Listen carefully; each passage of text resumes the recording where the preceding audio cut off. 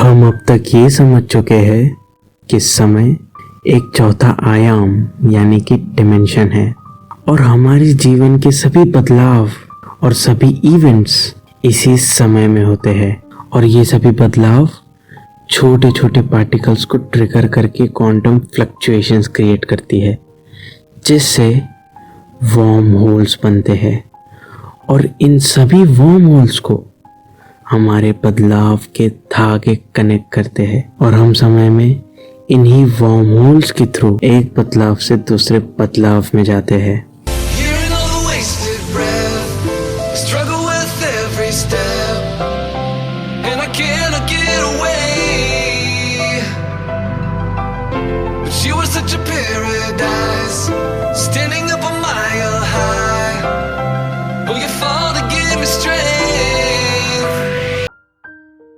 अब हमारी कहानी शिफ्ट होती है 2022 में, जहां न्यूज़ हेडलाइंस थी साइंटिस्ट चार्ल्स शॉ और मैक्स कोले दुनिया की सबसे पहली टाइम मशीन बनाने में जुटे हैं और वो क्लेम करते हैं कि ये अगले 3 साल में तैयार हो जाएगी।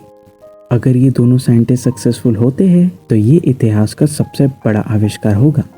एक तरफ यूएसए के पार्लियामेंट में इस इन्वेंशन को ओन करने की मांग बढ़ रही थी तो दूसरी तरफ रशिया में ये डर था कि कहीं यूएसए उससे पहले ये टाइम ट्रैवल रिवॉल्यूशन ना ला ले।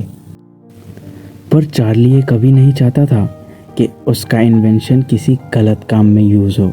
2022 में चार्ली और मैक्स के रिलेशंस कुछ खास नहीं रहे थे और हर पल वो दोनों एक दूसरे को बिट्रेयल के नज़रिए से देखने लगे थे।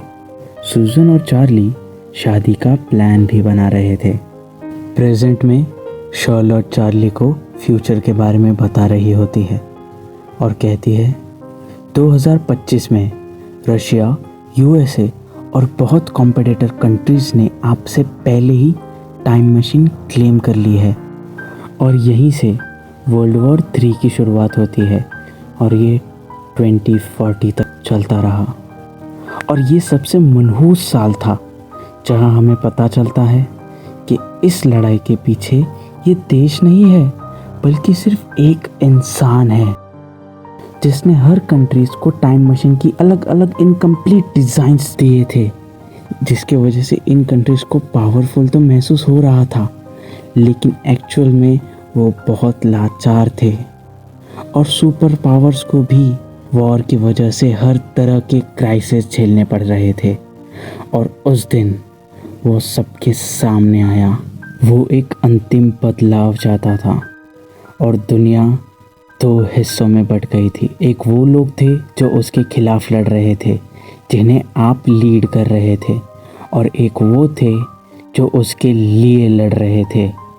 पहले हमारे साथ कुछ कंट्रीज़ भी थी लेकिन उसने उन सभी देशों को बर्बाद करके रख दिया था। और जब से शार्लोट आगे नहीं कहती, चार्ली कहता है जब से क्या? वो कहती है कि जब से आपको एग्जीक्यूट किया था तब से हमारा रिवॉल्ट कमज़ोर हो गया है और इस ग्रुप में मैं आखिरी ही बची हूँ। चार्ली शॉक में होता है। वो हमेशा से सोचता था कि फ्यूचर कितना ब्राइट होगा पर हकीकत तो कुछ और ही निकली। चार्ली उससे पूछता है कि अब इसका सल्यूशन क्या है, क्या हम उसे नाकामयाब कर सकेंगे? जिस पर शार्लोट कहती है कि हाँ, मेरे पास एक रास्ता है। इस फसाद की जड़ है ये टाइम मशीन।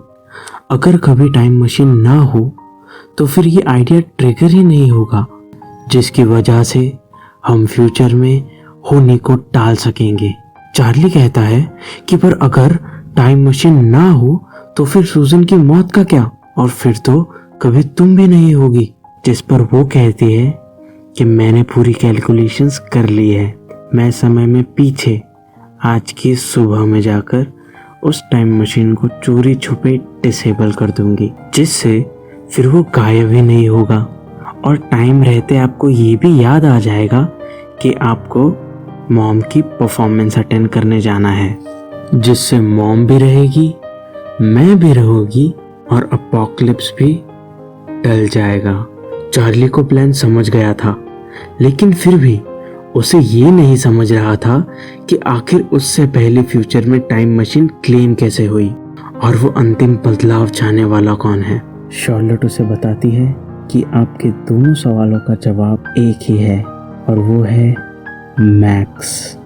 तभी अचानक से वहाँ कुछ मास्क पहने हुए मिलिटेंट्स आ जाते हैं और उनके पास हथियार थे और एक आवाज़ आती है, तुम्हें क्या लगा अपनी माँ को बचाकर तुमने होमी को टाल दिया?